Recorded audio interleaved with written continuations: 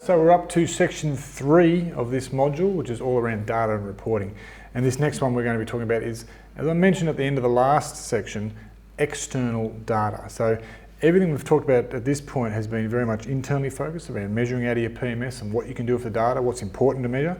Now we're going to be looking at external data, because at the end of the day, internal data is good, and we're trying to do some internal benchmarking by comparing that year on year.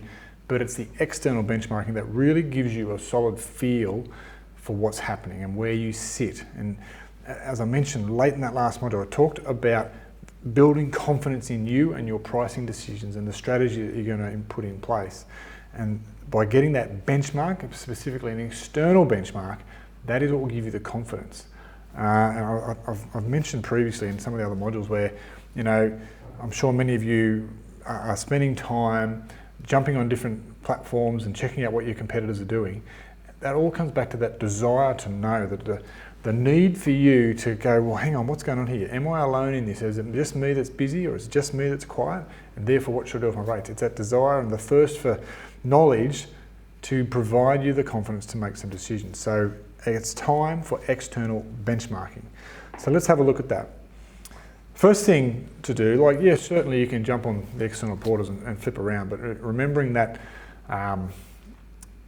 you know, part of our ethos here at Hotel Rescue is to find better, more efficient ways to conduct business, as well as, at the same time as, improving the performance and the profits. So we don't just want to improve the profits and performance, but make you twice as busy. So jumping into individual portals is a very, very clunky manual way to do it, a very inefficient way to do it. So we need to become far more systemised. One of the things you've got access to these days is what we term rate shopper reports. And these are readily available through many of the OTAs these days even, but specifically platforms like SiteMinder and RateGain, PriceGain. They actually have a specific service that does this for you. They're actually shopping the rates, a little bit like what the meta search sites are doing. They're shopping rates and putting them into a platform for you to go forward and book. This is purely just capturing the data for you to say, well, this is what the marketplace is doing. And you can define this down to competitive sets. Again, leaning back to the importance of identifying your competitive set earlier, that if you know what they're doing, it gives you a guide as to what you might be doing with your pricing. So it doesn't mean you're always in a race to the bottom, that if you're quiet and they're priced here, that you continually undercut them. Yes, that's a strategy that you would probably use, but it's not the only way that you use rate shopping. It's not always about undercutting. It's about all the other data that you've got that we've just talked about, knowing where you sit, knowing where you expect to fill based upon the historical figures and the forecasting that you've done. And then you go, well, if I'm confident that I'm going to be filling, there's my competitor pricing. So what sort of tolerance can I go with regards to increasing my pricing? So it's not always relevant to benchmark against yourself. If my normal rate is, 120, is going to 130 a good decision? Well, that's really only relevant to people who book with you regularly. What's more relevant is the broader community, the people that don't know you from a bar of soap. They're comparing you not against what your normal rates are, they're comparing you against everyone else. So here is where external benchmarking is so critical. We need to be doing it because often, your pricing should and could and would be measured against these external benchmarks.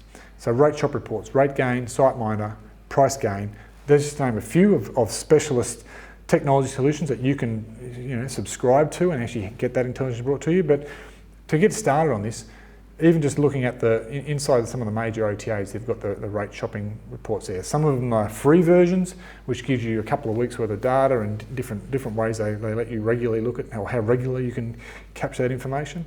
And then there's other subscription versions that you can actually get more regular and more into the future rate shopping to see the information. So that's one method of getting some external data. one on a more of a historical market intelligence is done by a company called STR. And they've had a bit of a turbulent history in the sense of you used to be able to do this quite readily, then it got stamped down on by the ACCC, but now it's back up live, and there's still relevant what they're doing, but there's certain, I guess, parameters that you have to operate within to get this historical market intelligence. What it requires is not necessarily a rate shopping and out there capturing what your competitors are doing. It's actually you enter you agree to submit your own performance data into a competitive set, and everybody shares in that combined data. And I mentioned earlier about the reports we used to get in our pigeonholes every day. That was basically one of those. We had an agreement in our area where we submitted our own performance data, and everyone submitted the information. And the thing that you're looking for, the first thing you looked for every day was who filled. Did our biggest competitor, did they fill? Oh, they filled. Did we fill? No, we didn't. What happened? What did we do wrong? How did we mismanage that? What can we learn? What can we do different? So it's benchmarking, it's external data, historically looking back around how everyone else is going, but that's one method of doing it through a company called STR. In a metro area, it's sort of like the go-to resource. Not so prevalent in regional because you just can't get the sample space happening in a lot of areas. Then you get a combination between the two, so a combination of historical and future performance data. Companies like TravelClick, they have a product called Demand 360.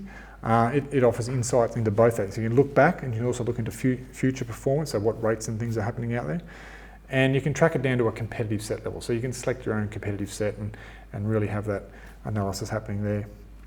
Similarly, from the same company, you can get similar styles of reports from a GDS perspective, the Global Distribution System. Again, TravelClick provide that. It's called Agency 360 as opposed to Demand 360, and it gives you that dynamic intelligence and data around what's happening in the GDS channel. The key thing here is, as I mentioned at the start, it's about benchmarking. The data means something when you start benchmarking to get it against something else. Yes, benchmark internally, but you must also be benchmarking externally, because that's the consumer's end that they see. On your end, that's fine. Externally is more relevant than that. So a combination of benchmarking internally and externally is the goal. The thing is, what do you do with this data? You can get the data, and I guess we hope as we continue to progress through the rest of this module, and we share with you some of the examples, one thing to get the data and go, oh, that's wow, and you can have a glean over it and pick up some insight and go, oh, what's happening on that date compared to that date, and get some insights into that. But again, under that principle around reducing friction and reducing workload in your environment, if we get that data in the right format and the right visibility for you to manipulate and use in a user-friendly way, then it's going to be really valuable to you. So yes, it's important to benchmark. It's even more important to benchmark externally, but we need to work through the piece around how do you start to put that into a manageable format that you can use on what we'd prefer to see is a daily basis and at least weekly, to actually be doing some measuring and comparing and giving you the confidence to make better and better decisions around pricing and strategy and offers and deals in your property. So that's it for external data. Now we're going to start to talk about reporting rhythms.